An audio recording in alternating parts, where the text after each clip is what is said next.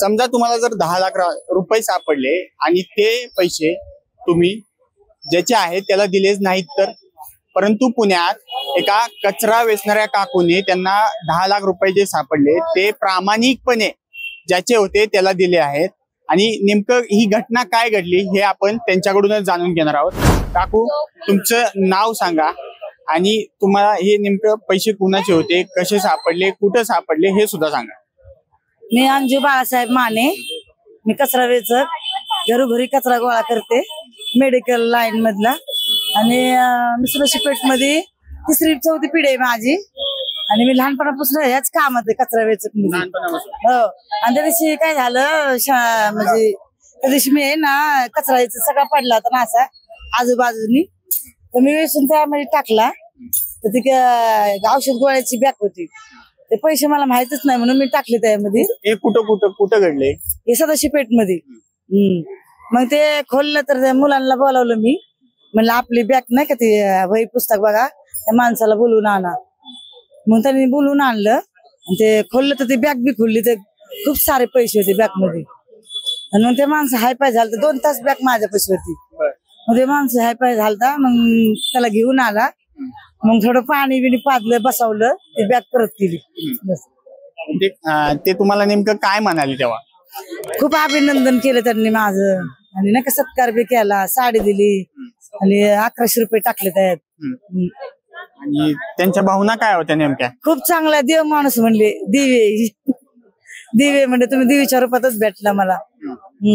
त्यांनी सांगितलं का हे पैसे कशाचे होते, काय होते? ते मेडिकल लाईनच करतात ना, डिलिव्हरीचेच होते म्हणले, माझे द्यायच्यात दुसऱ्यांना असे म्हणले.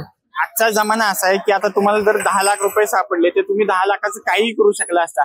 घरात सोने घेऊ शकला असता किंवा तुमच्या मुलांच्या ह्याच्या भवितव्यासाठी हे करू शकला असता, पण तुम्ही प्रामाणिकपणे जे पैसे दिले, तुम्हाला नेमकं काय वाटतं? तुम्ही छान वाटतंय एकदम, माझ्या मुलांना आशीर्वाद भेटू बस एवढीच अपेक्षा.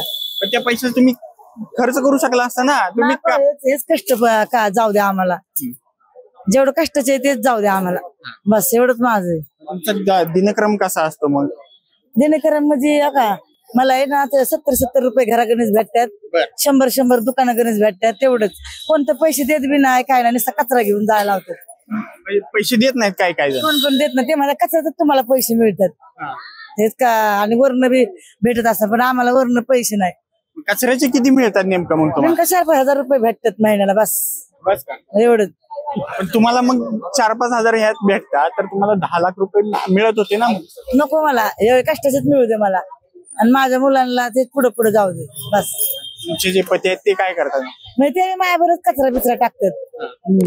आणि मुलं काय करतात तुमची? मुलं फार शिकलेले आहेत, फक्त माझी अपेक्षा एवढीच आहे की माझ्या मुलांना नोकरी लागू, बस शिकलेले आहेत ते.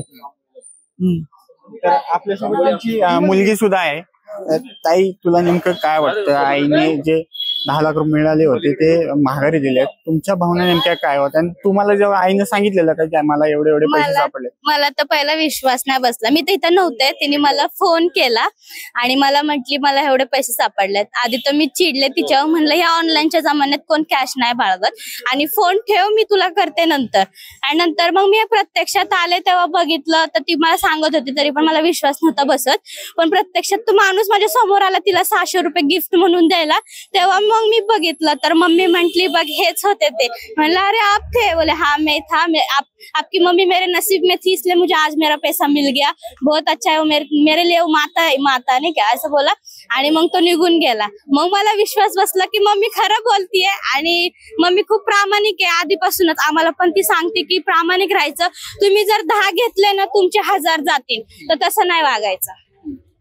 तुमच्या नेमक्या घरच्यांच्या भावना काय आहेत मग? खूप भारी वाटतंय, म्हणजे सगळ्या घरी तिची चर्चा आहे की अरे खूप मोठं काम केलंय.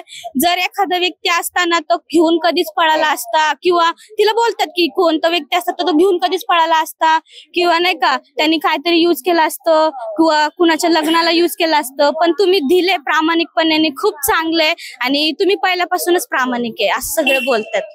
आईचा आता सगळीकडे सत्कार होतोय, सगळीकडे कौतुक होते, भारी वाटते मला तर. I am proud of you Maugham.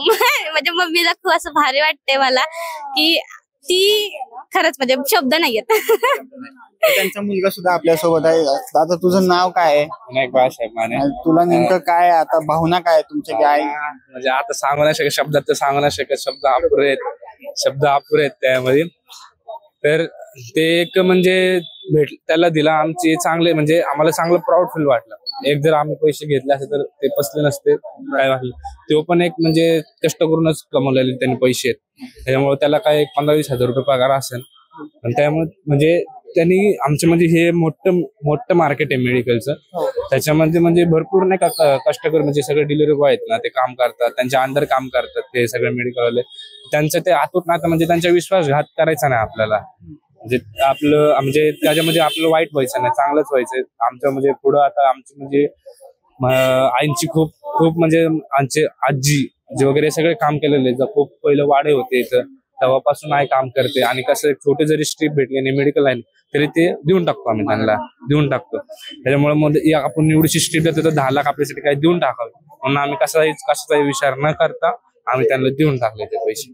म्हणून आम्हाला म्हणजे चांगलं वाटतं आता की त्याला देऊन टाकलेत पैसे.